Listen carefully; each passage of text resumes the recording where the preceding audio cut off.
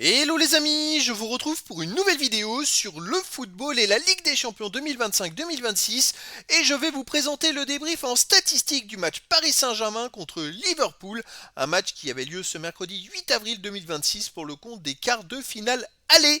Et c'est le PSG qui a gagné le match 2-0 et c'est un minimum tellement les Parisiens ont ultra dominé la rencontre, tellement ils ont eu d'occasions, il y a eu quelques situations litigieuses aussi et dangereuses.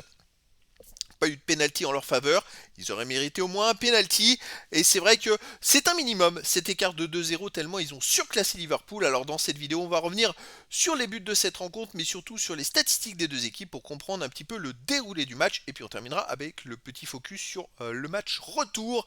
Alors quelle victoire des Parisiens avec une ouverture du score très rapidement par Désiré Doué à la 11e minute suite à une frappe d'une quinzaine de mètres déviée et qui lobe le gardien.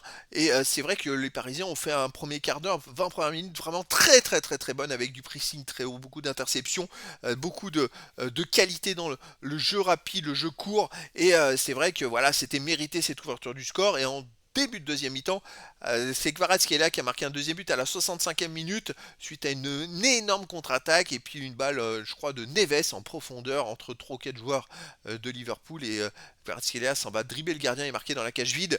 Et ensuite, il y a eu quelques occasions pour le PSG avec des actions très litigieuses.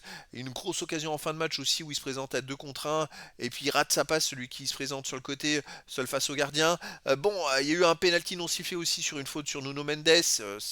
C'est un peu dommage qu'il n'y ait que 2-0 au final. Alors les statistiques des équipes, eh bien écoutez, il y a eu 2,24 XG buts attendus à 0,18 pour le PSG. Donc le score de 2-0 est totalement logique quand on voit l'écart de XG. À noter que Mohamed Salah finalement n'aura pas joué et il ne sera pas rentré. Côté Liverpool, ils auraient peut-être dû le faire jouer. Peut-être que ça aurait été mieux, même s'il était moins en forme cette année. Il apporte toujours quelque chose et puis un danger permanent.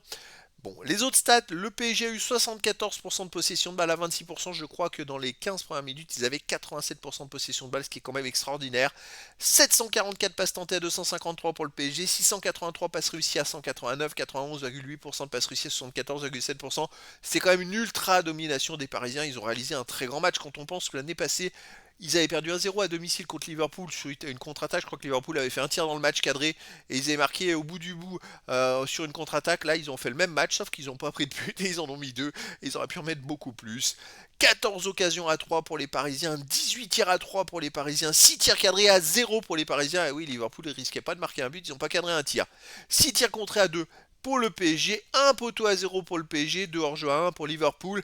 Le PSG a été vraiment exceptionnel ce soir. Ils ont justifié pleinement le fait qu'ils soient tenants du titre. Et franchement, pour moi, c'est la meilleure équipe en Europe. Quand ils produisent de tels matchs, mais c'est assez incroyable. Les autres statistiques, il y a eu 3 corners à 1 pour le PSG, 900 à 3 pour Liverpool, 8 interceptions à 6 pour Liverpool, 15 tacles à 10 pour Liverpool, 44 duels gagnés à 34 pour le PSG. 4 arrêts à 0 pour Liverpool, 12 fautes à 8 pour Liverpool, 2 jaunes à 0 pour Liverpool, pas de rouge.